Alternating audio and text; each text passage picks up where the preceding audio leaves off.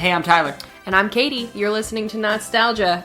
If you're listening from the past, the future has way less quicksand than you thought. That was so good. I'm intrigued by the idea that people might be listening from the past. But you don't know. I won't touch that one. Kate, I have a feeling you might have watched this show. We're still in our science series. Okay. Seatbelts, everyone! Please let this be a normal field trip. With a friend? No way! Cruising on down Main Street, you're relaxed and feeling good. Next thing that you know, you're seeing octopus in the neighborhood, surfing on a sound wave, swinging through the stars. Take a left at your intestine, take your second right past Mars on the magic school bus, navigator nostril. The Magic School Bus. Oh my god, the Magic School Bus. Right on the Magic School Bus. I knew it. Beep, beep. And then a redhead with an iguana abducts you. I'm so sad that this is an audio medium because this is a really killer dance. I think you're gonna hurt your head if you move it that much. So is this finally a show where, you know how you always say that I probably was punching and kicking and stuff when Power Rangers came on? Is this a show that made you do that? And of course, for you, it was one that's about kids going on field trips. Wow, I loved field trips. How thrilling! What a magical show. Oh my God. They were magical field trips, I would like to add. But really, can't any educator make magic with enough commitment and love of children? So, Scholastic's CEO, or somebody high up at Scholastic in the 80s, this guy Craig Walker, he gave Joanna Cole, who's an author, and Bruce Deegan, who's an illustrator, the job of coming up with a funny, science-based book that was based around school field trips. That was the MO, He's do this. So they wrote this book in 1986 called The Magic School Bus at the Waterworks. And they went on to write 12 main books in that series from 86 to 2010. Okay. But there's over 100 spin-offs, including chapter books that they didn't write, CD-ROM games, and all this crazy stuff. PBS wanted a TV show based on this, so they put 3 people, Allison Blank, what a boring name, sorry Allison, Kristen Laskus Martin, and Jane Startz on the mission of making these books into a TV show. Cool. And they put it on something that was called PTV. I don't know what that stands for. It was a block on PBS, but it was later turned into a block called PBS Kids, which makes more sense. Yeah. It ran from September 10th, 1994 to December 6th, 1997. In 4 seasons, they made 52 episodes. Dang. So I went and found I was looking for the best episodes ever, because there's a lot that I remember from this, to decide what we'd watch today. And on Beamly.com, I found a article called The Definitive Ranking of All 52 Magic School Bus Episodes. Yes. And the author's name was Jen Abador. This came out in June 2014. I can't remember if this episode was first or just really high up there, but it was up at the top of the list. Season 1, Episode 2, so it's only the second episode ever. Oh, wow. It's called The Magic School Bus for Lunch.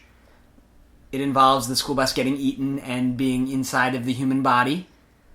Here's reasons why I liked this show, and then you can tell me why you liked it. It's got a really wide variety of kids, so there's lots of personalities. So I think every kid who watched this could identify with somebody. There's brash ones, there's anxious ones. That's who I identified with, Arnold. My God, you were the anxiety-filled Arnold. kid. God. There's a crazy teacher who's really lovable, voiced by Lily Tomlin, who is... Oh my God, I didn't know she was... I didn't know Lily Tomlin was her voice. I knew you'd like that. I'm in love. I'm even more in love. It's about science. What did you like about it?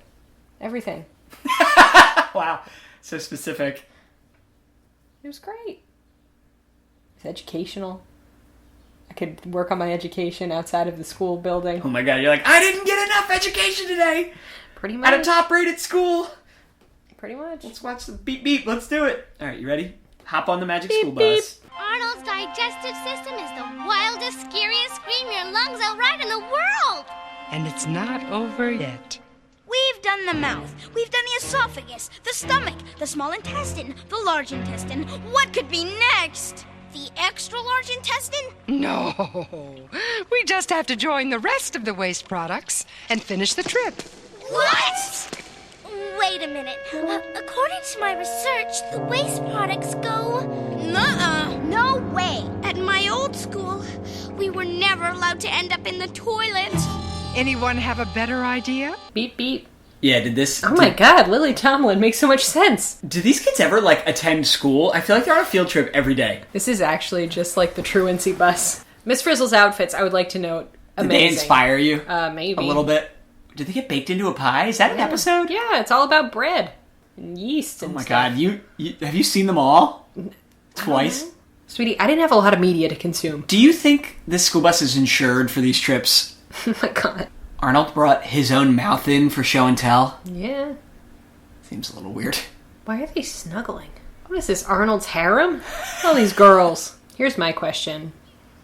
Clearly the Frizz is not teaching bell to bell. Why? Because these kids are all wandering They're all the just classroom, wandering just the classroom. chit-chatting about digestion. Yeah. Maybe it's a real statement about bell to bell teaching. You don't have to teach bell to bell.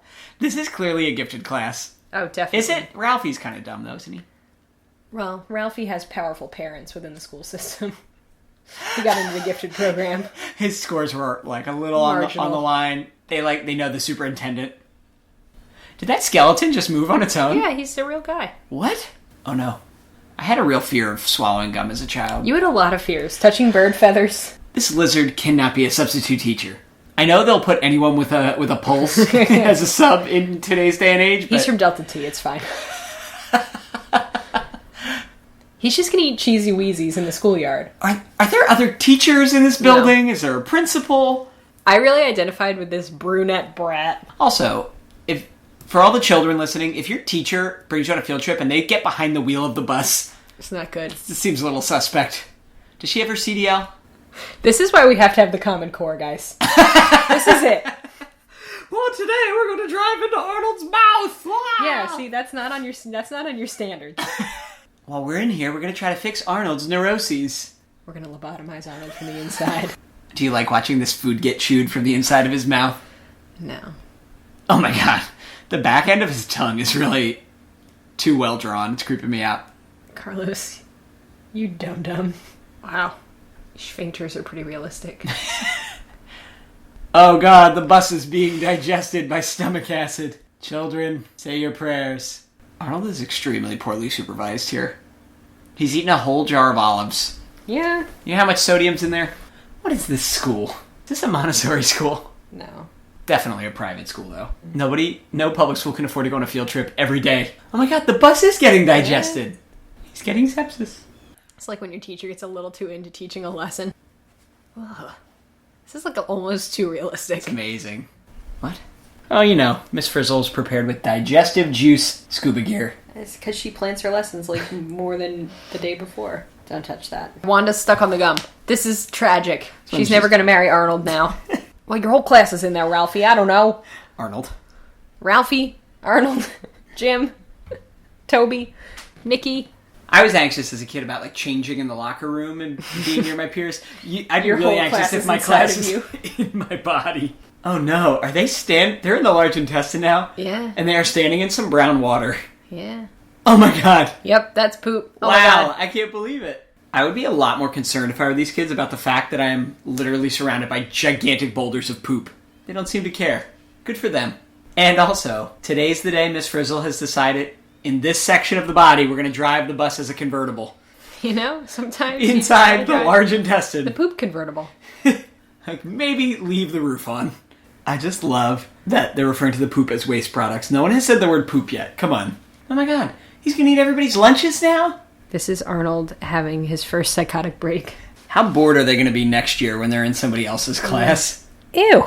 So, they're showing a segment where, like, the creator of the show is taking calls from kids who are complaining about inaccuracies. It's like these jerky kids who are like, this isn't realistic. That's funny. And all that stuff about the system not working in reverse.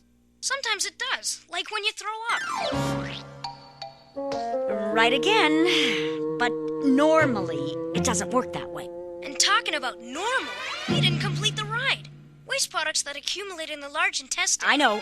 They are eliminated out through the anus, the end of the digestive system. It's natural. It's normal, but did you really expect us to show that on daytime TV? Well, maybe not. We're back. We're Kate, back. what'd you learn about digestion? I learned a lot about digestion.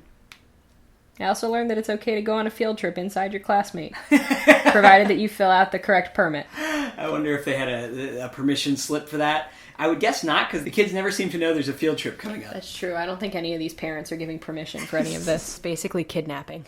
They come back. And Arnold would have needed to, his parents would have had to give permission for everyone to travel inside of him. Mm-hmm. It's really a red tape nightmare. A lot of paperwork. It was good. It was fun. It was everything you wanted it to be more. So, from my perspective, and I watched this as a kid a little, not too much, but all of these science shows we've watched so far, this one is I think the most it's like a show. Yeah.